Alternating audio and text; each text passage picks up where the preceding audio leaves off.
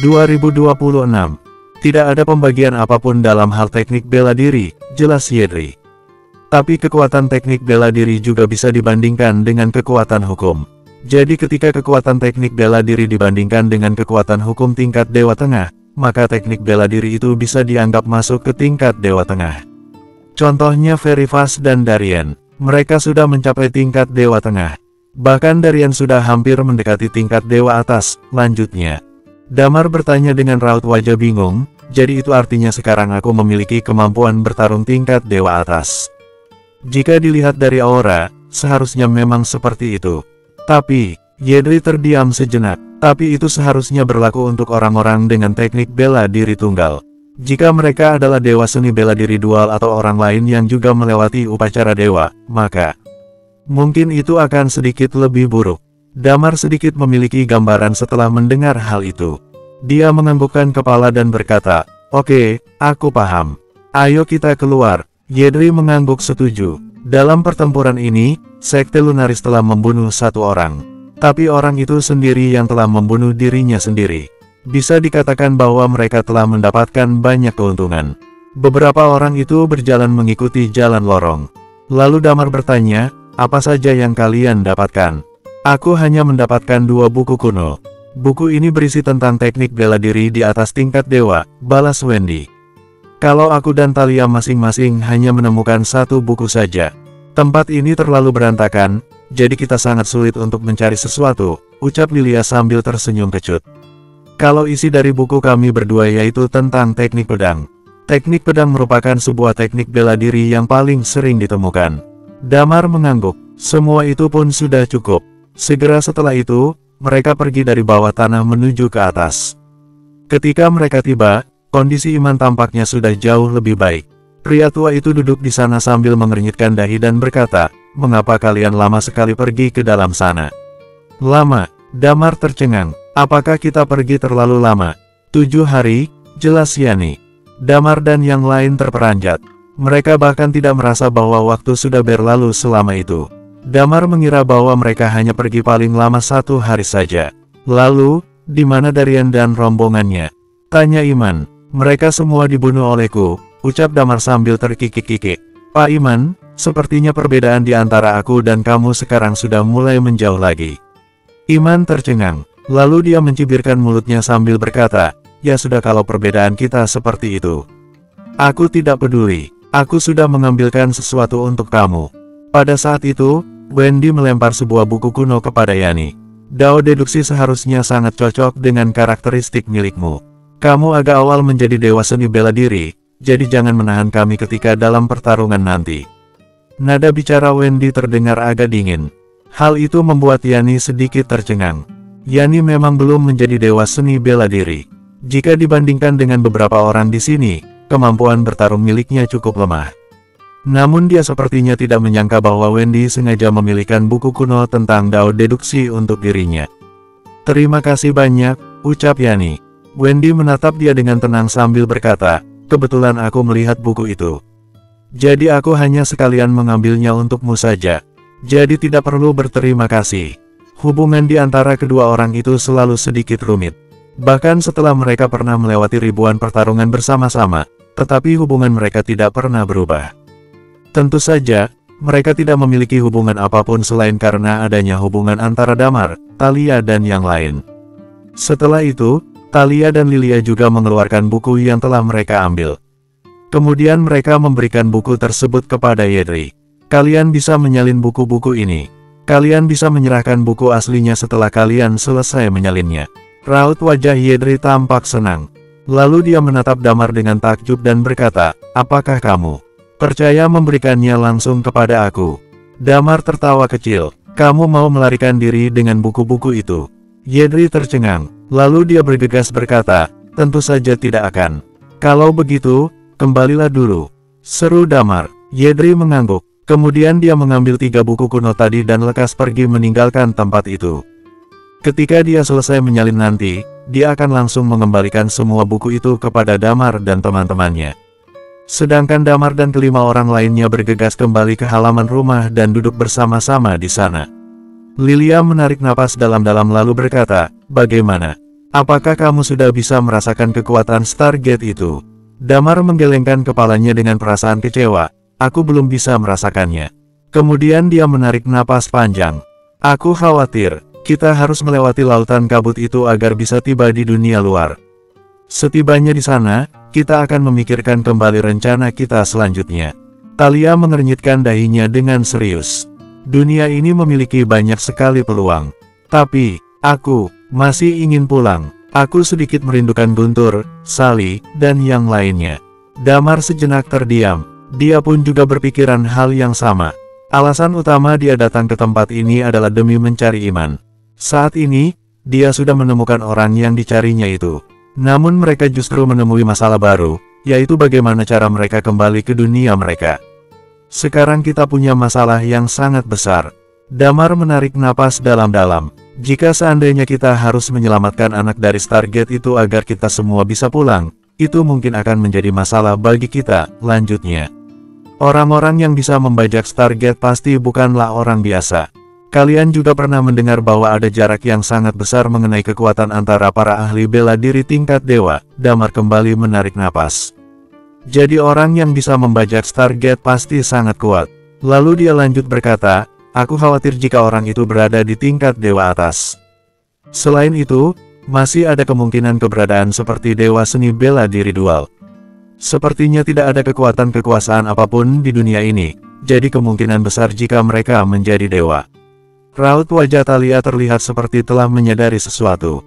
Mereka hanya bisa mengandalkan karakteristik unik untuk menjadi dewa. Damar mengangguk setuju setelah mendengar pernyataan Thalia. Benar, kemungkinan besar mereka hanya mengandalkan karakteristik unik saja. Jadi tingkat kesukarannya akan sangat besar jika ingin mengalahkan seseorang dengan tingkat yang sama. Selain itu, warisan bela diri di dunia ini sangatlah kuat. Pelatihan jurus mereka juga pasti tidak buruk. Ucapnya dengan tenang, jika kita bisa melewati Stargate untuk pulang ke tempat kita, maka tingkat kesulitannya juga akan cukup besar. Tapi tidak peduli sebesar apa tingkat kesulitannya, aku masih ingin pulang. Semakin cepat kita bisa pulang, maka semakin baik, ucap Thalia. Kemudian dia lanjut berkata, saat ini, bumi mengalami kemajuan pesat setiap harinya. Aku khawatir jika kita pergi terlalu lama, maka bumi akan berubah menjadi tempat yang kita tidak kenal sama sekali. Selain itu, orang-orang yang pernah akrab dengan kita pun juga akan merasa tidak kenal dengan kita. Damar menganggukkan kepalanya. Kalau begitu, kita harus melakukannya sesegera mungkin. Kalian harus perlu melakukan pengasingan diri untuk sementara waktu. Lalu aku akan melanjutkan mengurus restoran milik keluarga Kak Aeten dan mencari informasi mengenai lautan kabut. Setelah itu, kita secepat mungkin meninggalkan daratan Lurtzok dan pergi menuju dunia luar. Saat ini, sepertinya tetua Hesperos kemungkinan besar adalah orang dari dunia luar. Oleh karena itu, di daratan Lurtzok ini tidak ada informasi apapun mengenai tetua Hesperos ataupun bintang agung. Lanjutnya, semua orang di tempat itu pun mengangguk setuju. Bersambung, 2027. Kalian bermeditasi saja selama beberapa hari di sini. Perintah Damar sambil menarik napas panjang. Lalu pada saat kalian bermeditasi, aku akan pergi mencari Yedri untuk bertanya bagaimana cara pergi meninggalkan lautan kabut itu. Tempat itu bisa sepenuhnya memisahkan daratan Lurtzok dan dunia luar, jadi itu pasti bukan yang mudah. Jika kita sudah mengumpulkan informasi yang lebih banyak, maka kita akan pergi ke sana. Semua orang kembali menganggukkan kepala mereka. Segera setelah itu, Yedri mengantarkan kembali 3 buku kuno tadi secara langsung kepada Damar. Thalia dan yang lain segera masuk ke dalam posisi meditasi. Damar juga tidak tahu apakah itu akan berhasil atau tidak, tetapi setidaknya mereka akan mencoba cara itu. Damar menarik Yedri keluar, lalu dia berdeham sambil mengusap-usap hidungnya. Aku ingin menanyakan sesuatu kepada kamu. Tanyakan saja, seru Yedri dengan cepat. Dia yang sekarang sudah memiliki rasa hormat yang tinggi kepada Damar. Kemudian Damar berkata, apakah kamu tahu bagaimana cara melewati lautan kabut? Yedri terperanjat, bukankah kamu berasal dari dunia luar? Damar sudah membuat Yedri salah paham seperti itu sebelumnya. Oleh karena itu, Damar tersenyum getir saat mendengar Yedri berkata seperti itu. Pada saat itu, kami tidak sengaja masuk ke tempat itu, dan semua orang terluka parah. Ketika kami semua bangun, kami pun sudah terdampar dan terpisah satu sama lain. Raut wajah Yedri tampak sudah memahami sesuatu saat dia menatap Damar. Pantas saja, aku awalnya bingung kenapa kalian bisa tersesat, ternyata itu alasannya. Dunia luar memang sama seperti yang ada di dalam legenda.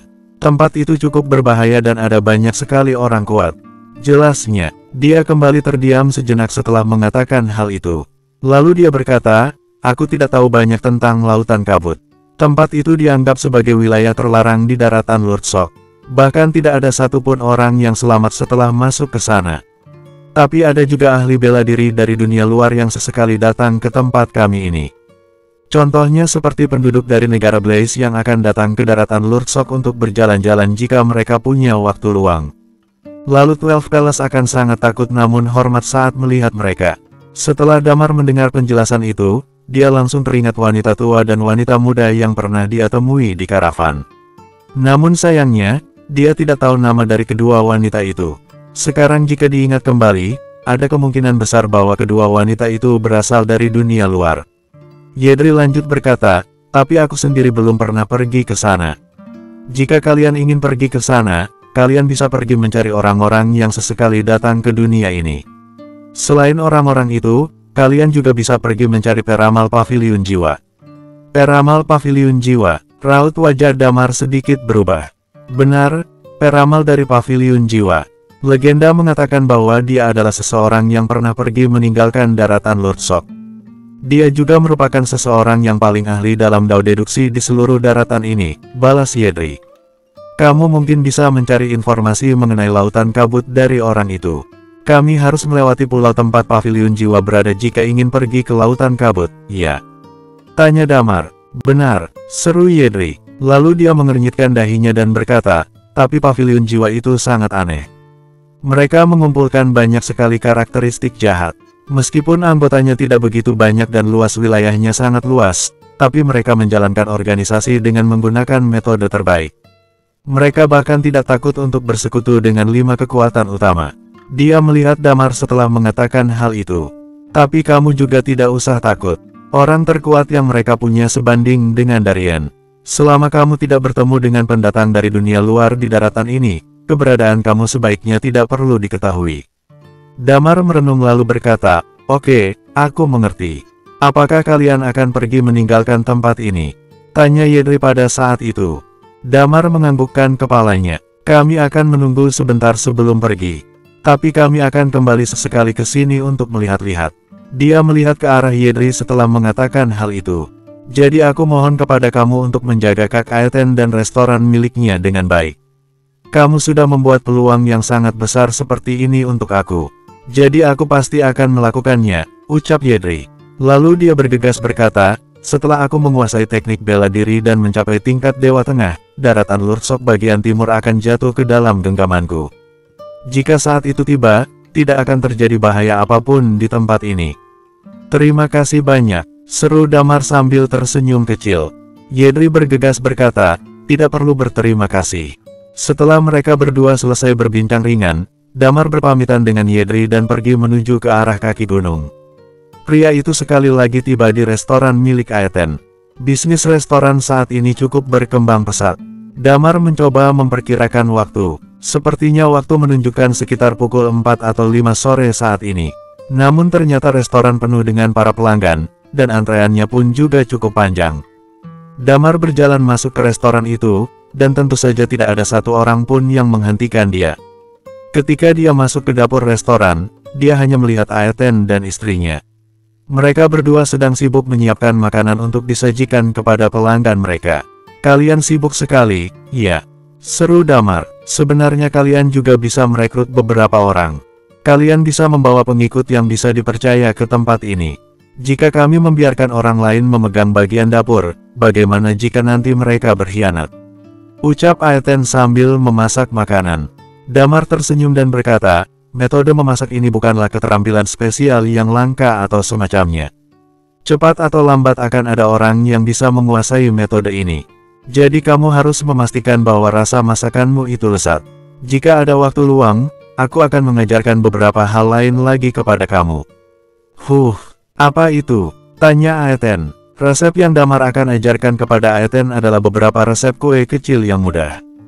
Lilia suka sekali memasak, dan Damar sudah terbiasa melihat istrinya itu memasak.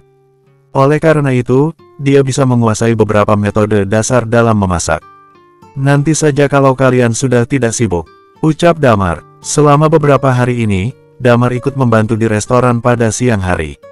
Lalu pada malam hari, dia akan mengajarkan cara membuat beberapa kue kecil kepada Aeten.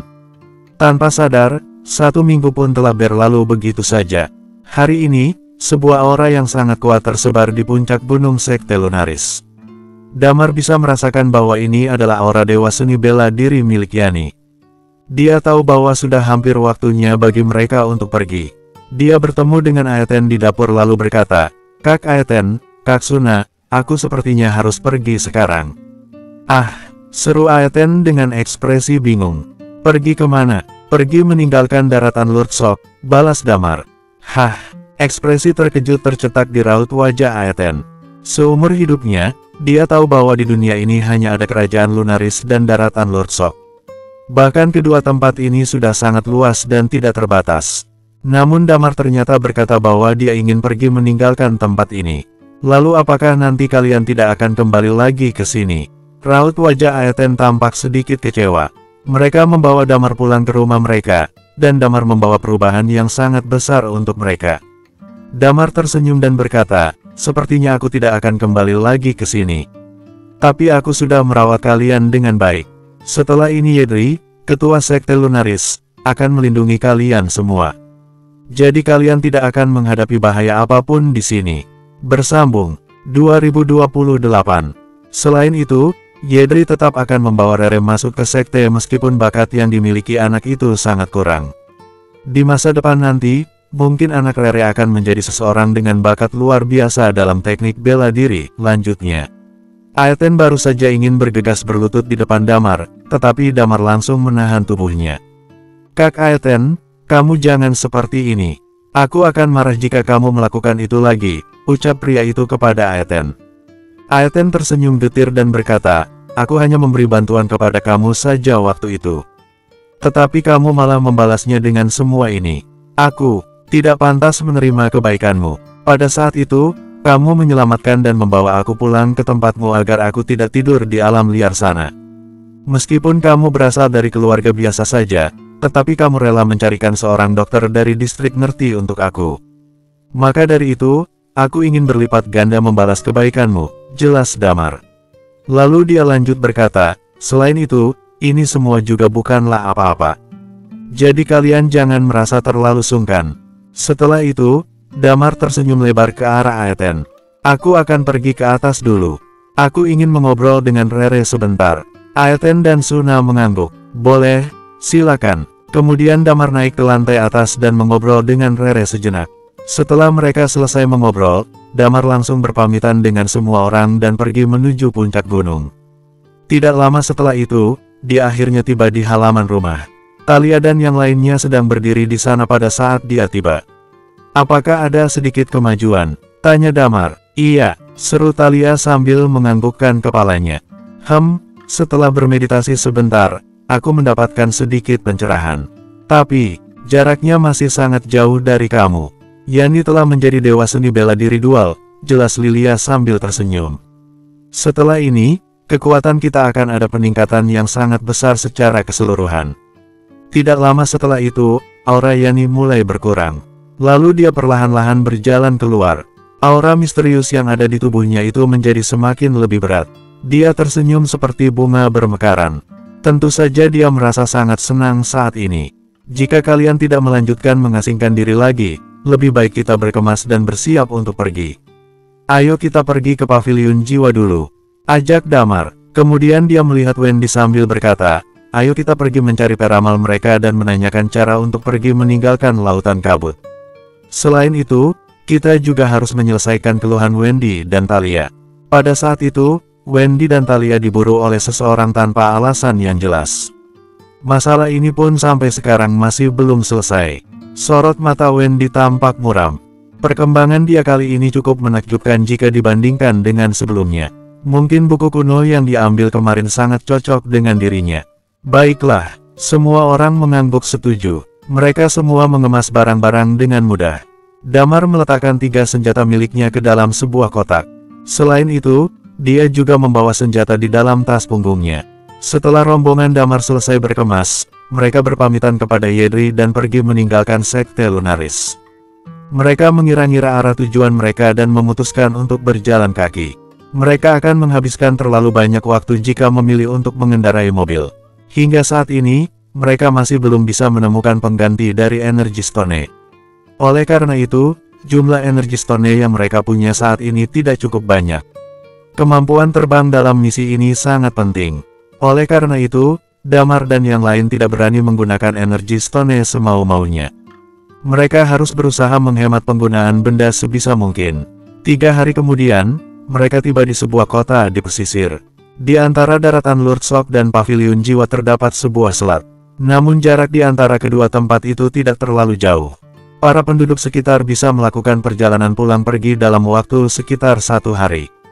Namun biasanya tidak ada kapal yang melakukan rute perjalanan pulang pergi di antara kedua tempat itu. Hal itu karena adanya perseteruan antara Paviliun Jiwa dan 5 kekuatan utama, sehingga kedua organisasi ini saling bermusuhan. Damar dan rombongannya melakukan pencarian cukup lama hingga menemukan beberapa kapal penyelundup di sekitar kota itu.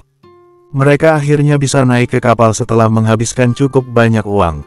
Kapal tersebut berangkat pada malam hari, dan tidak ada keadaan krisis apapun selama perjalanan itu. Keesokan hari saat fajar telah tiba, kapal mereka berhenti di sebuah pelabuhan. Langit masih belum terang ketika mereka tiba di sana, dan masih ada lapisan kabut di atas lautan. Namun hampir seluruh penumpang di kapal itu turun dari kapal dengan tergesa-gesa. Damar dan rombongannya juga ikut turun dari kapal.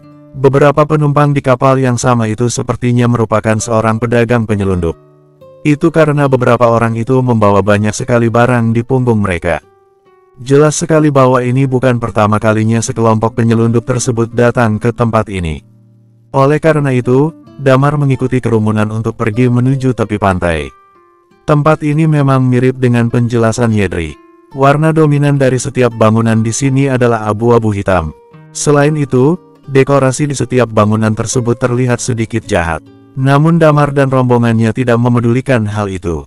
Mereka sudah pernah melihat banyak sekali peradaban di antara alam semesta. Oleh karena itu, Damar dari awal sudah tidak terkejut melihat perbedaan setiap peradaban. Setelah rombongan Damar berjalan selama beberapa waktu, akhirnya mereka memasuki wilayah pusat kota di tempat itu.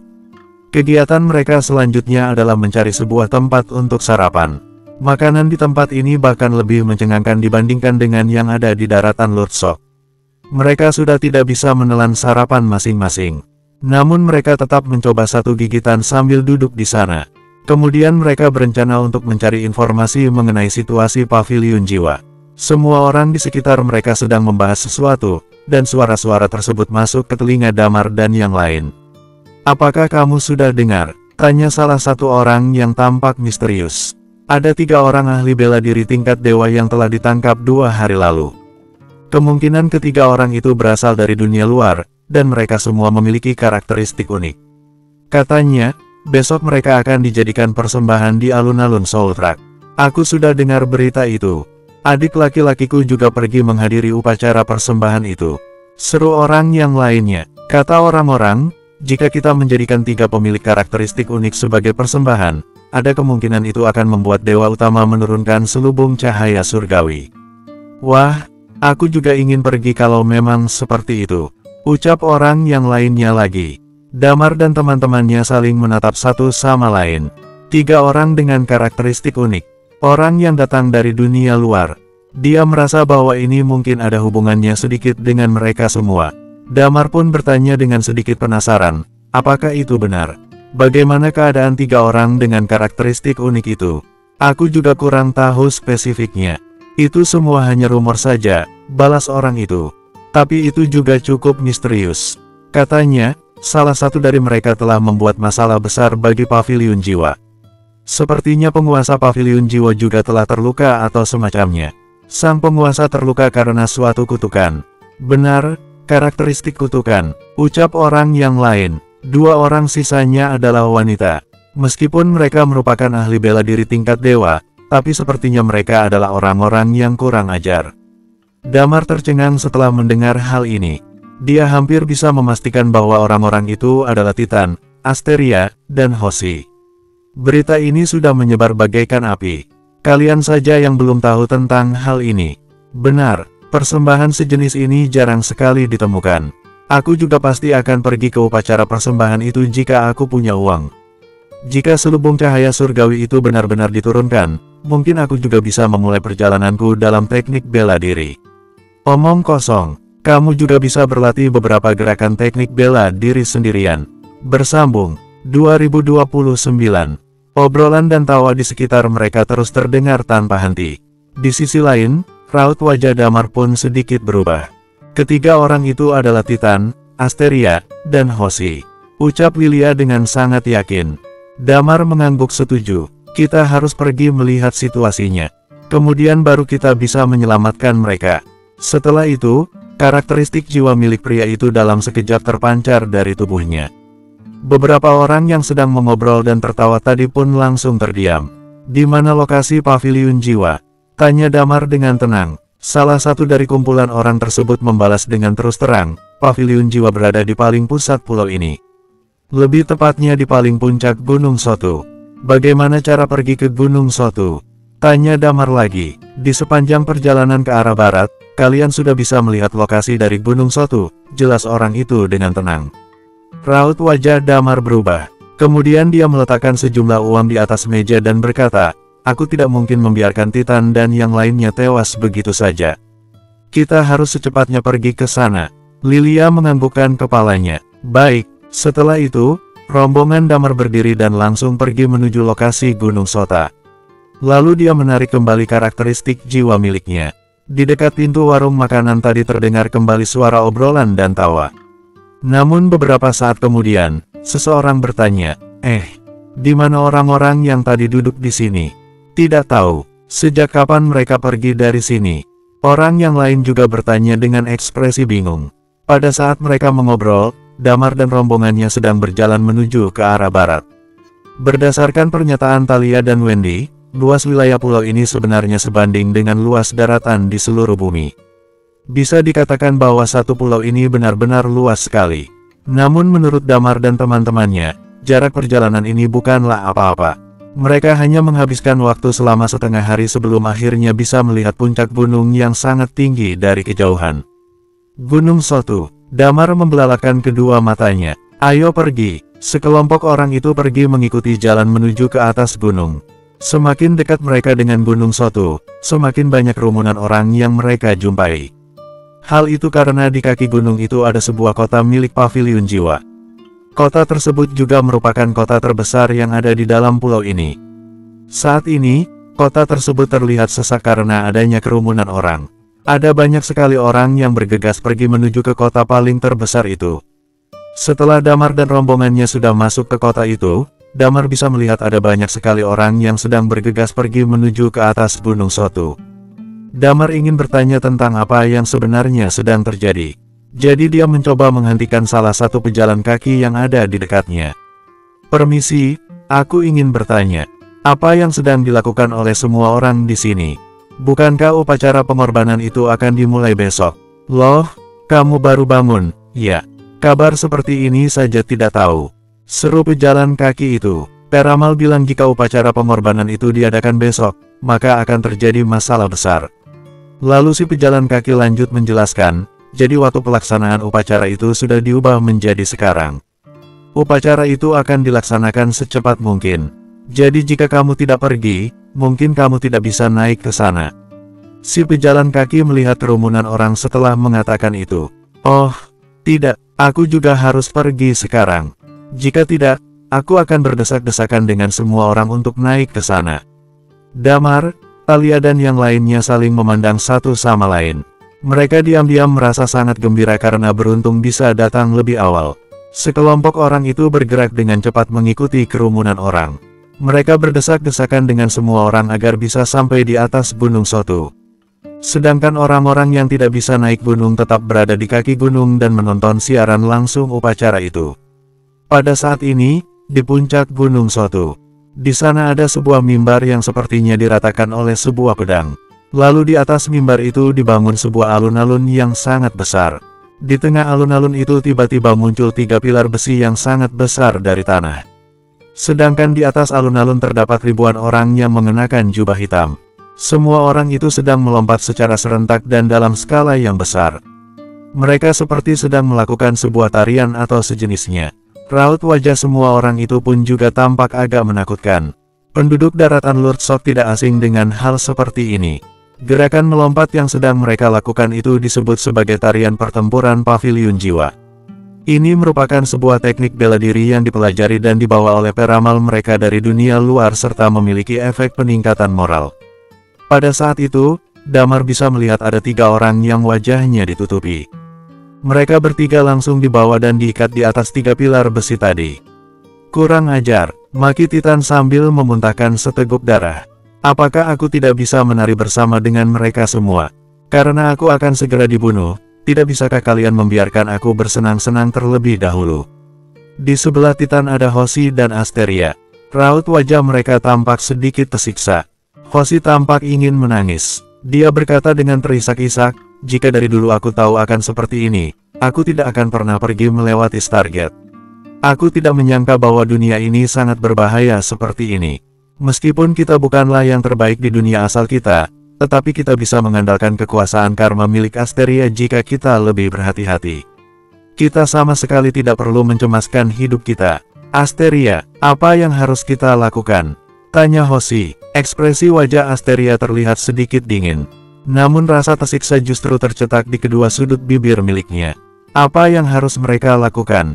Asteria pun juga tidak tahu. Saat ini, mereka hanyalah seekor domba yang sedang menunggu untuk disembelih. Tidak apa-apa, kalian tidak perlu khawatir saat ini, ucap Titan sambil terkekeh-kekeh. Kalian lihat orang bodoh yang sedang duduk di depan sana. Aku sudah menurunkan kutukan mata iblis kepada dia, dan cepat atau lambat dia akan datang membantu kita. Orang itu terlihat cukup garang, dan aku merasa bahwa dia sedikit lebih garang dibandingkan dengan Hurai. Jadi aku rasa kita masih cukup beruntung. Kamu pernah mati sekali, Titan. Tentu saja kamu merasa tidak takut sama sekali, ucap Hoshi. Lalu dia lanjut berkata, oh, iya. Titan, apakah kamu masih punya cara untuk terlahir kembali? Kemampuan yang membuat Guntur menjadi ayahmu itu. Cepat beritahu aku tidak mau mati di tempat ini. Titan mencibirkan bibirnya. Cara itu. Kemudian pada saat itu, sebuah suara nyanyian tiba-tiba mulai terdengar dari bawah mereka. Api penyucian, boom, begitu suara nyanyian terdengar, beberapa sosok tiba-tiba berjalan keluar. Lalu kobaran api membubung dari tubuh mereka dan secara langsung mulai membakar 3 pilar besi itu.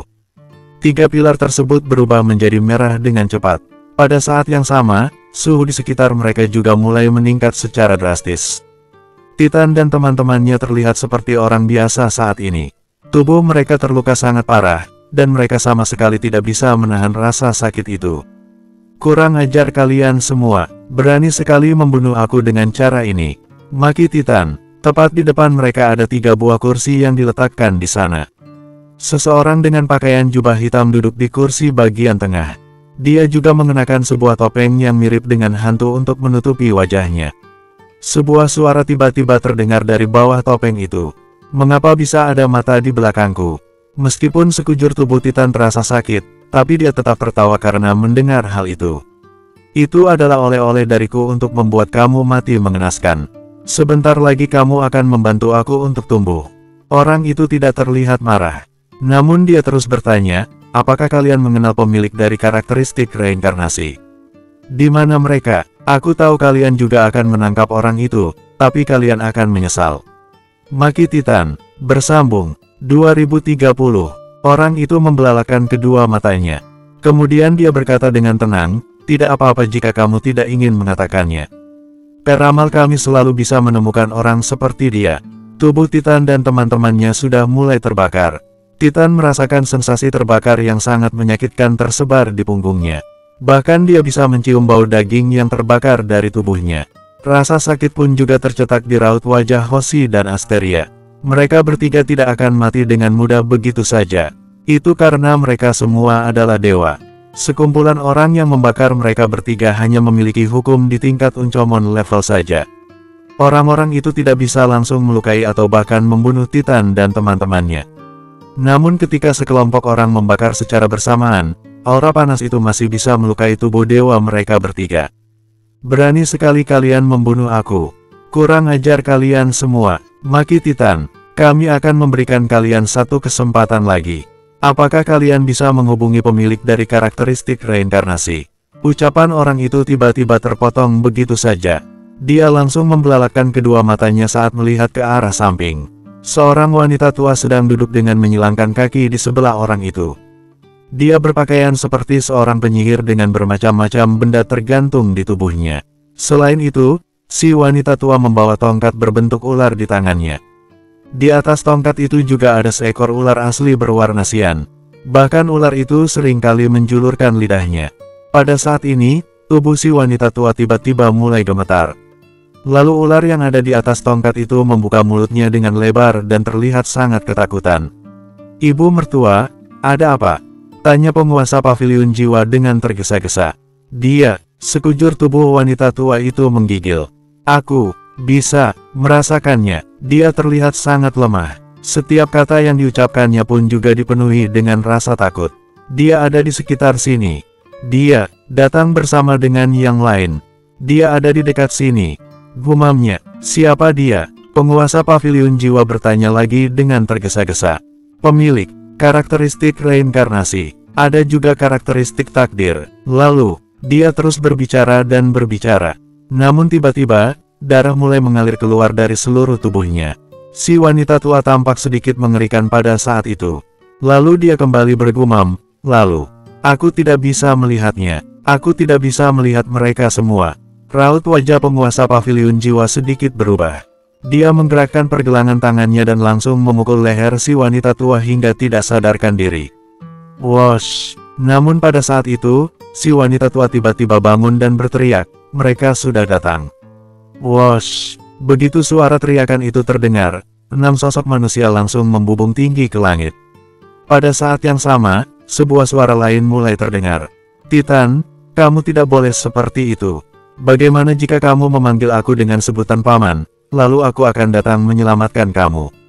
Bisa dibilang kamu itu keponakanku, kan?" Dalam sekejap, ekspresi bahagia tercetak di seluruh wajah mereka bertiga setelah mendengar suara itu. Titan berteriak, "Damar, apa maksudmu menyuruh aku memanggilmu dengan sebutan paman?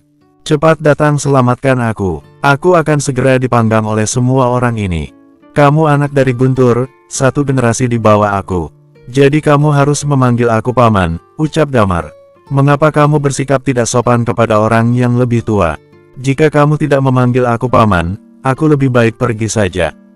"Paman Damar, cepat selamatkan keponakanmu yang baik hati ini," seru Titan dengan tergesa-gesa. Damar hampir jatuh dari langit setelah mendengar hal itu. Pemuda itu sangat tidak bermoral. Ketika Damar dan rombongannya terbang di udara, sebuah suara tiba-tiba terdengar pada saat bersamaan. Seketika muncul 20 lebih aura milik ahli bela diri tingkat dewa. Semua aura itu melayang di sekeliling mereka berenam. Itu menjelaskan alasan mengapa paviliun jiwa berani menantang 5 kekuatan utama di daratan Lord Shock. Di tempat ini ternyata ada 20 lebih ahli bela diri tingkat dewa. Tentu saja, rombongan Damar yang sekarang sangat berbeda jauh dengan pada saat mereka di Kalut waktu itu. Sebuah senyuman kecil tercetak di sudut bibir Damar ketika mereka dikepung seperti ini. Di antara semua orang itu ada seorang pria parubaya kekar. Pria itu juga memancarkan aura yang hampir sama dengan milik Darien. Si pria parubaya melemparkan tatapan berbinar-binar ke arah Wendy. Kemudian dia menarik napas panjang dan berkata, "Karakteristik reinkarnasi. Karakteristik takdir. Ternyata kalian datang." Pada saat pertempuran Kalut waktu itu, ada beberapa orang yang berhibernasi di sekitar paviliun jiwa. Oleh karena itu, mereka tahu kekuatan dari Damar dan yang lainnya. Rombongan Damar itu adalah 5 makhluk hidup yang memiliki karakteristik unik serta White Swordsman. Damar menatap penguasa paviliun jiwa dengan tenang. Kemudian dia berkata dengan dingin, "Sekarang kamu memiliki 3 hal yang harus kamu lakukan untuk aku. Pertama, lepaskan ketiga orang itu. Kedua, jelaskan mengapa kamu harus membunuh mereka. Ketiga, jelaskan juga mengapa kamu juga harus membunuh Wendy." Raut wajah penguasa paviliun jiwa tampak mengejek setelah mendengar permintaan Damar. "Anak muda, kamu itu memiliki tubuh tulang naga, Kan, aku dengar bahwa kamu sudah memorak-porandakan Kalut belum lama ini. Tapi, ini adalah pavilion jiwa, dan aku bukanlah Darien. Namaku Borg, iblis dari semua iblis. Seru pria bernama Borg itu sambil tersenyum menyeringai ke arah Damar. Aku sedang melakukan sesuatu, dan aku juga tidak perlu mengatakan alasan itu kepada kamu. Dan kalian semua, dia menjilat bibirnya dengan penuh semangat sambil mengatakan hal itu. Kemudian dia lanjut berkata, kalian adalah 5 pemilik karakteristik unik, dan salah satu dari kalian adalah pemilik karakteristik reinkarnasi. Jika aku memberikan kalian sebagai pengorbanan, maka itu pasti akan membuat dewa utama menurunkan selubung cahaya surgawi. Borg tampak senang selama percakapan itu berlangsung. Kalian, bersiaplah untuk mati. Pria parubaya itu sepertinya terlalu malas untuk menjelaskan apapun.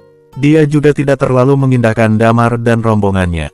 Persis seperti dengan apa yang dia katakan, ini adalah pavilion jiwa. Serang mereka, perintah Borg. Semua orang bergegas berkumpul menuju ke tempat Damar dan teman-temannya. Damar menghembuskan napas dan berkata, karena kamu sangat suka membicarakan Darien, maka aku akan mengantar kamu untuk berjumpa dengan dia terlebih dahulu. Setelah itu aku akan berdiskusi secara perlahan dengan para anggota pavilion jiwa lainnya. Setelah itu, Dragon Sword langsung dicabut dari punggung Damar. Kemudian pedang itu jatuh ke dalam genggamannya. Pada saat yang sama, hukum kilat dan hukum kehancuran juga terpancar di tangan kanannya. Dalam 2 langkah, dia langsung tiba di hadapan Borg. Borg pun tersenyum menyeringai, lalu dia mengeluarkan sebuah pedang panjang kesatria hitam. Pada saat yang sama, sebuah aura hitam melayang keluar dari tubuh Borg. Seluruh tubuhnya mulai berubah menjadi aneh kemudian berubah kembali menjadi lebih kuat. Sepertinya itu adalah karakteristik penguatan, tapi itu tidak terlihat sama persis. Aura yang mengerikan itu justru membuat semua orang merasa sedikit aneh. Damar tentu saja tidak begitu peduli dengan hal itu. Dia bergerak maju dan langsung menyerang dengan menggunakan pedangnya. Dalam sekejap, aura yang mengerikan pun langsung muncul. Pada saat yang sama, orang-orang di sekitar juga menyerang Thalia dan teman-temannya. Boom! Dalam sekejap, Dragon Sword milik Damar dan pedang panjang hitam milik pihak lawan menyerang secara bersamaan pada saat itu. Aura pembunuh dan hukum jiwa di tubuh Damar diaktifkan secara bersamaan. Di sisi lain, raut wajah Borg secara otomatis juga tampak terkejut saat itu. Tanah di mana kedua orang itu beradu tiba-tiba mulai longsor. Tumpukan gelombang. Pada saat yang sama, sebuah suara teriakan bergema dan membuat tubuh Damar terlontar. Bersambung. 2031. Tubrukan pedang pertama kalinya itu membuat mereka berdua tidak bisa menggunakan jurus apapun. Namun sekujur tubuh Borg secara otomatis menggigil hebat. Dia menyadari bahwa dirinya tidak bisa melawan hukum jiwa dan aura pembunuh milik Damar. Selain itu, kekuatan murni mereka juga sama sekali tidak di satu tingkat yang sama. Bahkan kemurnian Chi milik Damar berada di 2 tingkat lebih tinggi dibandingkan dengan miliknya. Dia merasa ada sesuatu yang tidak beres pada gelombang tubrukan pertama ini. Ketika Damar meneriakkan jurus tumpukan gelombang miliknya, seluruh tubuh dia terlontar ke belakang. Lalu pada saat tebasan pedang itu dilayangkan kembali, dia merasa bahwa titik Chi tubuhnya benar-benar terkunci. Bagaimana bisa semua teknik bela diri dual itu termasuk sebagai dewa tengah? Bahkan kemampuan bertarung itu sudah sebanding dengan tingkat dewa atas. Bukankah dia tidak bisa mengalahkan Darien belum lama ini? Raut wajah Borg seketika berubah menjadi geram. Jangka waktu sebelum dan sesudah kejadian itu juga tidak terlalu lama. Tidak ada penembusan ke tingkat dewa semudah itu. Namun pada saat itu, dia menyadari bahwa semua itu benar-benar sangat berbeda dari informasi yang dia kumpulkan sebelumnya. Damar telah mengalami perubahan yang sangat drastis. Lalu hal yang menjengkelkan adalah Wendy dan Thalia juga sedikit lebih kuat dibandingkan pada saat mereka memburu kedua orang itu. Apa yang sudah terjadi dengan mereka? Jantungnya terus berdebar-debar, tetapi pada saat itu, Damar kembali melayangkan tebasan keduanya. Kelang, kelang, kelang, tebasan demi tebasan terus dilayangkan tanpa henti. Tanah di tempat itu pun sudah longsor dan membentuk sebuah kawah yang sangat besar. Sekujur tubuh Borg mulai mengalami pendarahan, dan dia bisa merasakan jantungnya yang berdebar-debar. Namun dia sudah dilumpuhkan. Damar sudah benar-benar mengunci tubuhnya. Dia sangat kesulitan untuk bergerak, dan Damar terus menebas dirinya. Tebasan demi tebasan itu terasa semakin menakutkan. Berhenti, aku bilang berhenti. Aku akan memberitahukan semuanya kepada kalian. Seru Borg pada saat itu sambil berbatuk darah. Damar yang sedang bersiap untuk menebas lagi di langit langsung berhenti sejenak. Kemudian dia menyingkirkan pedangnya dan melompat ke bawah. Sekarang, kamu bisa menjelaskan semua itu kepada aku. Orang-orang yang tadi menyerang Thalia juga tidak berani untuk melanjutkan serangan mereka setelah melihat adegan itu. Borg terbaring lemah di tanah saat itu. Setelah Damar turun, dia langsung menginjak dada Borg dengan satu kaki sambil melemparkan tatapan angkuh. Pada saat itu, kerumunan orang yang datang menyaksikan upacara itu pun langsung menjadi ramai. Seorang penguasa paviliun jiwa diinjak oleh seseorang dan terlihat tidak berdaya. Ditambah lagi, sekujur tubuhnya juga terluka parah. Borg, dia adalah batas tertinggi dari kemampuan bertarung di daratan Lurtzok dan pulau ini. Namun dia baru saja ditindas oleh orang lain. Borg berkata sambil berbatuk darah, reinkarnasi. Karakteristik reinkarnasi adalah harapan kami. Kami tidak berencana untuk membunuh dia, tapi kami hanya ingin menangkap dan mengendalikan dia saja. Setelah kami mengembangkan kekuatannya, dia akan membantu kami untuk memberikan serangan balasan kepada daratan Lurtzok. Tapi karakteristik reinkarnasi berasal dari dunia luar. Mereka bertiga juga datang dari dunia luar. Aku menarik kesimpulan bahwa mereka bertiga memiliki hubungan dengan kalian. Jadi aku menangkap mereka karena aku ingin mendengar informasi mengenai karakteristik reinkarnasi dari mulut mereka, jelas Borg. Lalu dia bergegas memberi perintah kepada bawahannya, cepat lepaskan mereka bertiga. Tentu saja Borg sangat menyayangi hidupnya dibandingkan dengan Darien. Jadi dia menyerahkan Titan dan yang lain dengan sepenuh hati. Seseorang bergegas melepaskan Titan dan teman-temannya. Lalu Lilia mulai mengobati luka mereka dengan cepat. Damar tidak melanjutkan serangannya setelah melihat bahwa mereka juga tidak kembali menyerang dirinya. Dia menatap ke arah Borg sambil mengernyitkan dahinya. Kemudian dia melihat ke arah Wendy dan berkata, sekarang kita sudah cukup memahami situasinya. Lalu bagaimana mengurus masalah ini, aku serahkan kepada kamu saja. Jika kamu ingin membunuh dia atau melakukan hal lain, itu terserah kamu saja. Raut wajah Wendy tampak agak dingin. Dia berjalan menghampiri Borg dan berdiri di sebelahnya. Beberapa saat kemudian dia bertanya, kalian dan daratan Lurtzok sama-sama percaya akan Dewa Utama.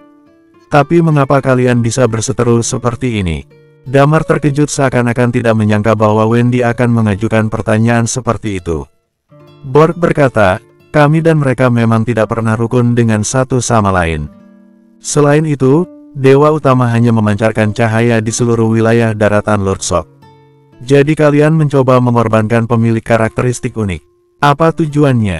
Tanya Wendy lagi. Legenda mengatakan bahwa Dewa Utama tidak ingin melihat kebangkitan para pemilik karakteristik unik. Jadi, kami akan membunuh mereka semua jika kami menemukannya. Kemudian Borg lanjut berkata, tentu saja itu hanyalah legenda. Kami juga tidak tahu apakah itu benar atau salah. Dia terlihat sangat terus terang ketika menjelaskan semua itu. Wendy menatap Borg dengan serius. Lalu dia bertanya kembali, siapa peramal kalian? Borg termangu-mangu, dan langsung melihat ke arah wanita tua yang ada di sampingnya. Tolong siapkan ruangan yang tenang untuk kami. Aku ingin bertanya sesuatu kepada dia, ucap Wendy dengan tenang. Borg tidak berani menolak permintaan Wendy. Jadi dia menganggukkan kepalanya dan berkata, baik. Aku akan segera menyiapkannya. Upacara pengorbanan di alun-alun itu pun berakhir. Titan dan teman-temannya masih hidup, dan paviliun jiwa diserang oleh Damar dan rombongannya. Paviliun jiwa diserang hingga tidak berani mengucapkan apapun. Hal itu membuat para penonton upacara tersebut sangat terkejut. Oleh karena itu, mereka sedang membicarakan tentang siapa itu Damar dan rombongannya. Pada saat itu, mereka semua sedang berada di ruang tenang. Damar mengernyitkan dahinya sembari menatap ke arah Wendy. Kamu tidak berencana untuk membunuh dia, kan? Sebaiknya kita pertahankan dulu hidupnya. Selain itu aku juga punya intuisi bahwa kita akan kembali ke tempat ini, dan mungkin akan berguna jika kita menjaga hubungan baik dengan mereka. Damar tercengang, namun ini adalah pilihan Wendy, jadi dia juga tidak bisa mengatakan apapun. Borg serta si peramal juga duduk di dalam ruang tenang itu. Begitu si peramal bertatap muka dengan Damar serta teman-temannya, raut wajahnya tampak ketakutan. Sekujur tubuhnya pun juga terlihat sedikit gemetar. Lilia langsung memasukkan energi vitalitas ke dalam tubuhnya agar membuat si peramal menjadi tenang. Setelah itu, dia memberi isyarat kepada Damar untuk berbicara. Damar mengangguk, kemudian dia berjongkok agar bisa berhadapan dengan si wanita tua. Aku ingin bertanya, mengenai lautan kabut dan dunia luar. Borg tercengang dan berkata, apakah kalian berencana untuk pergi meninggalkan daratan Lordsok dan kembali ke dunia luar? Borg mengira bahwa Damar dan teman-temannya berasal dari dunia luar, sama seperti dengan Yedri yang pada awalnya menduga seperti itu. Mereka semua tidak berani mempunyai pemikiran bahwa ada alam semesta lain. Bahkan mereka juga tidak memiliki konsep apapun tentang alam semesta. Yang mereka tahu hanya dunia mereka dan dunia luar. Damar mengabaikan pertanyaan itu dan hanya menatap ke arah si wanita tua. Kondisi mental si wanita tua tampaknya sudah mulai tenang. Namun sorot matanya masih terlihat sedikit takut saat melihat Damar. Si wanita tua menundukkan kepala dan berkata, ujung dari lautan kabut adalah dunia luar. Untuk pergi ke lautan kabut, ada beberapa jalur yang cukup aman. Tapi aku hanya tahu salah satu jalurnya. Bisakah kamu menunjukkan jalur itu kepada kami? Tanya Damar. Si wanita tua mengangguk dengan cepat. Dia cukup lama mencari sesuatu di tubuhnya sebelum akhirnya dia mengeluarkan sebuah peta laut. Di atas peta laut itu terdapat simbol yang sangat lengkap dan cermat. Meskipun jalur itu cukup aman, tetapi juga ada beberapa tempat yang sangat berbahaya. Ada kemungkinan bahwa ahli bela diri tingkat dewa juga bisa tewas di sana, ucap si wanita tua sambil menundukkan kepalanya. Bersambung 2032. Damar mengernyitkan dahinya. Dia tidak tahu mengapa wanita tua itu sangat takut kepada dia dan teman-temannya. Bahkan mereka sama sekali tidak menunjukkan aura pembunuh sekarang. Damar mengambil peta itu dan membacanya beberapa kali.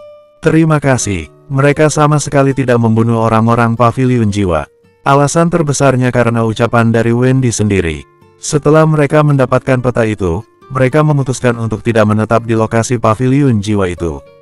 Mereka harus pergi ke sebuah kota pesisir di dekat lautan kabut, membeli sebuah perahu di sana, naik ke kapal itu, dan menghabiskan hampir setengah bulan untuk melewati lautan kabut. Titan menghembuskan napas lega setelah keluar dari paviliun jiwa. Aku hampir mengira bahwa aku harus menyerahkan hidupku di sana. Aku masih ingin menebas mereka hingga mati. Wendy menggelengkan kepalanya. Toh pada akhirnya kita semua sudah aman. Borg juga sudah dikutuk dengan mata iblis milikmu. Dia belum tentu seberuntung Damar yang bisa menghilangkan kutukan itu, jadi dia akan segera tewas cepat atau lambat. Anggap saja itu adalah harga yang harus dia bayar. Lalu dia lanjut berkata, adapun orang-orang yang tersisa di paviliun jiwa, aku sepertinya bisa selalu memanfaatkan mereka. Jika memang sudah diputuskan seperti itu, maka kita harus percaya kepada Wendy. Seru Damar. Setelah itu dia melihat ke arah Asteria dan Hoshi. Kami berencana untuk pergi ke dunia luar, dan tempat itu seharusnya jauh lebih berbahaya dibandingkan dengan daratan Lordsok. Apakah kalian ingin pergi bersama dengan kami, atau tetap tinggal di daratan Lordsok? Tentu saja aku akan pergi ke dunia luar, ucap Titan sambil terkikik-kikik. Sedangkan Asteria dan Hoshi tampak sedikit bimbang. Jika kalian tetap ingin di sini, kalian bisa pergi menyeberangi selat ini dan tiba di daratan Lordsok. Lalu kalian pergi ke kota Lunaris untuk mencari Yedri, ketua dari sekte Lunaris, jelas Damar. Kalian juga bisa pergi bekerja di restoran milik temanku dan hidup seperti orang biasa. Aku serahkan pilihan itu kepada kalian. Jika kalian berdua pergi ke sana, aku akan memberikan sebuah tanda mata kepada kalian. Mereka pasti bisa mengenali tanda mata ini saat kalian menunjukkannya. Lanjutnya sambil tersenyum.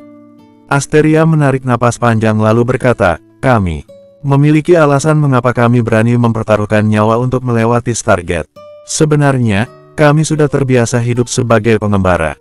Jadi kami ingin menemukan tempat tinggal tetap agar kami bisa menjalani hidup yang stabil. Menurutku, tinggal di sini juga pilihan yang sangat bagus. Damar sama sekali tidak memaksakan kehendak mereka. Mereka pergi ke dunia luar agar bisa menemukan cara untuk pulang. Namun Asteria dan Hoshi sudah jemu menjadi pengembara antar alam semesta. Jadi Damar juga bisa memahami keinginan mereka untuk menjalani hidup yang stabil. Damar pun menganggukkan kepalanya. Baiklah, jika kamu memilih untuk tetap tinggal di sini, maka aku akan memberikan tanda mata itu kepada kalian. Setelah itu, dia meminta Lilia untuk menyalin salah satu buku kuno. Kemudian dia menyerahkan buku aslinya kepada Asteria dan Hoshi. Ini adalah salah satu warisan bela diri, kalian juga bisa mempelajarinya sendiri. Pergilah ke Sekte Lunaris dan cari orang bernama Yedri. Lalu berikan buku ini kepada orang dan jelaskan hubungan kalian dengan aku. Dia pasti akan menerima dan menampung kalian. Setelah itu, Damar mengeluarkan barang kecil lainnya. Barang itu merupakan sebuah tanda mata yang Rere berikan untuk dirinya. Dia mengiris tipis bagian kecil dari benda itu dengan rapi. Lalu dia menyerahkan potongan kecil tersebut kepada Asteria. Ambillah benda ini dan pergi ke sebuah restoran yang bernama Rasa Baru. Lalu jelaskan hubungan kita dengan orang yang ada di sana. Kak Aeten dan keluarganya juga pasti akan menerima dan menampung kalian. Aku juga akan merasa lebih tenang jika kalian ada di sana. Asteria menerima potongan benda itu dan sedikit membungkuk hormat. Damar, terima kasih banyak, ucapnya. Hoshi juga melemparkan tatapan terharu kepada Damar. Kalian pasti akan menemukan cara untuk pulang. Damar tidak membantah ucapan Hoshi. Namun dia mengangguk dan berkata, iya, selama ini kami selalu mencari cara untuk pulang. Bahkan kami pergi ke dunia luar agar bisa menemukan jalan pulang. Setelah ini, mungkin kita akan berada di dua alam semesta yang berbeda. Mungkin, kita tidak akan bisa bertemu lagi di kehidupan ini, ucap Hoshi sambil terisak-isak. Asteria tiba-tiba tampak sedikit terkejut setelah menyadari hal itu. Benar, memang seperti itu yang akan terjadi, balas Damar sambil tersenyum. Hoshi tampak mempertimbangkan sesuatu. Kemudian dia mengeluarkan sebuah tongkat penguasa dari tubuhnya. Ini adalah sebuah tongkat penguasa yang melambangkan kekuasaanku. Sekarang aku sudah ada di dunia ini, dan aku tidak bisa menggunakan kekuasaan milikku.